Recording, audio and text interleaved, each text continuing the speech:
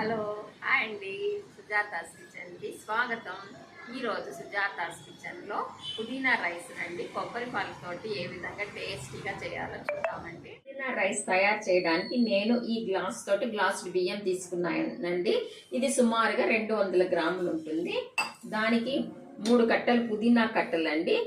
దాన్ని శుభ్రం చేసుకుని ఈ విధంగా పేస్ట్ లాగా చేసి పెట్టుకున్నానండి. ఒక మీడియం సైజ్ కొబ్బరికాయలో సగం కొబ్బరికాయ అండి, దానిని ఈ విధంగా పాలు తీసి పెట్టుకున్నాను.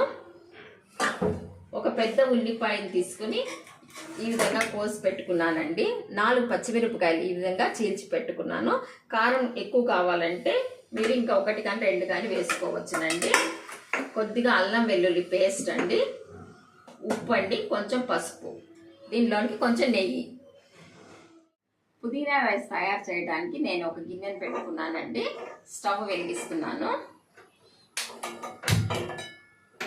గిన్నె వేడెక్కిన తర్వాత దీనిలోనికి మనం నెయ్యి వేసుకుందామండి.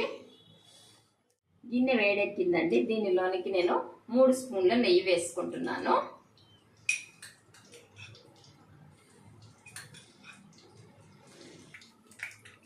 నెయ్యి వేడెక్కిందండి. దీనిలోనికి మనము ముందుగా కోసి పెట్టుకున్న ఉల్లిపాయలు పచ్చిమిరపకాయలు వేస్తున్నానండి. వీటిని మనము దోరగా వేయించుకోవాలి. ఉల్లిపాయలు ఈ విధంగా దోరగా వేగాయండి. దీనిలోనికి నేను ముందుగా నూరి పెట్టుకున్న అల్లం వెల్లుల్లి పేస్ట్ అండి 1 స్పూన్ వేస్తున్నాను. దీనిని కొద్దిగా వేయించుకోవాలండి. అల్లం వెల్లుల్లి పేస్ట్ బాగా వేగిపోయిందండి. దీనిలోనికి మనము పేస్ట్ చేసి ఉంచుకున్న పుదీనాను వేద్దాము.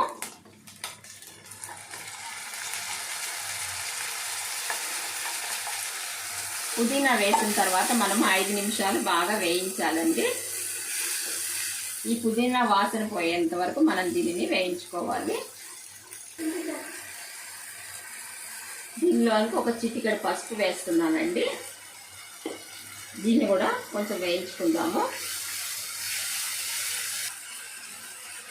పుదీనా బాగా వేగిందండి, పచ్చి వాసన పోయింది. దీనిలోనికి మనం ముందుగా కొబ్బరి పాలు వేసుకోవాలండి. మనము ఈ గ్లాస్ తోటి కదండి బియ్యం తీసుకున్నాము, దీనితోటి 2 గ్లాసులు మనం వేయాలండి. ముందుగా కొబ్బరి పాలు ఎన్ని ఉన్నాయో చూసి ఇవి పోసిన తర్వాత మిగతా మనము నీళ్లు పోసుకోవాలండి. ఇది 1.5 గ్లాస్ అయిందండి. మిగతాది నేను మంచినీళ్ళు పోస్తాను. పాలు నీళ్లు కలిపి వేస్తున్నానండి. దీనిలోనికి ఉప్పు వేస్తున్నానండి. ఉప్పు అనేది మీ టేస్ట్కి తగినట్టుగా వేసుకోండి.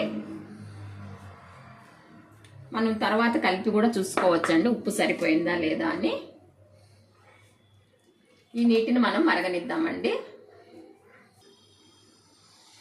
ఈ విధంగా ఎసరు మరుగుతుందండి. దీనిలోనికి మనము మనం తీసుకుని 1 గ్లాస్ బియ్యాన్ని శుభ్రం చేసి పెట్టుకున్నానండి. ఈ బియ్యాన్ని నేను దీనిలో వేసేస్తున్నాను.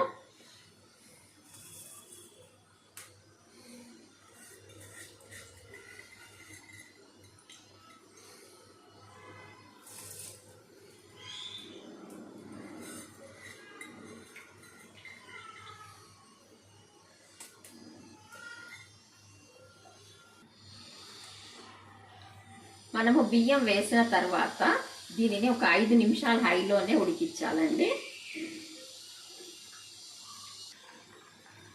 ఈ విధంగా హైలో 5 నిమిషాలు ఉడికిందండి. ఇప్పుడు స్టవ్ని మనం సిమ్లో పెట్టేద్దాము.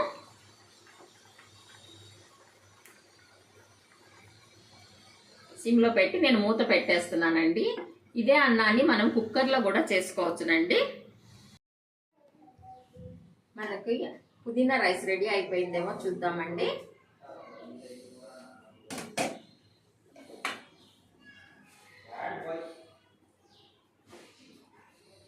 చూసారా, పుదీనా రైస్ చక్కగా ఉడికిపోయిందండి. కలర్ఫుల్గా మనకి పుదీనా రైస్ రెడీ అయిపోయిందండి. ఈ పుదీనా రైస్ని మనము ఒక ప్లేట్లోకి డిష్ అవుట్ చేసుకుందామండి. చూసారా ఎంత కలర్ఫుల్గా పుదీనా రైస్ రెడీ అయిపోయిందండి. దీనిని టేస్ట్ చూద్దామండి.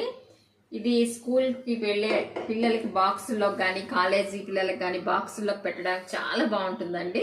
మా పాప కాలేజీకి వెళ్ళేటప్పుడు దీన్ని ఎక్కువగా తీసుకుని వెళ్ళేది, చాలా ఇష్టపడేది.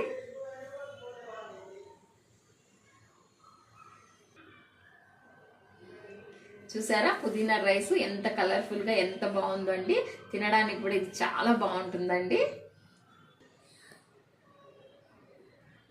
ఇప్పుడు ఈ పుదీనా రైస్ని మా కన్నయ్య టేస్ట్ చూస్తాడండి. అన్నయ్య చూడమ్మా. ఓకే అండి, నిజంగా చాలా బాగుంది. చాలా బాగుందా? Thank you. పుదీనా రైస్ ఎలా తయారు చేయాలో చూసారు కదండి. మీరు కూడా తయారు చేయండి, రుచి చూడండి, లైక్ చేయండి, షేర్ చేయండి, సబ్స్క్రైబ్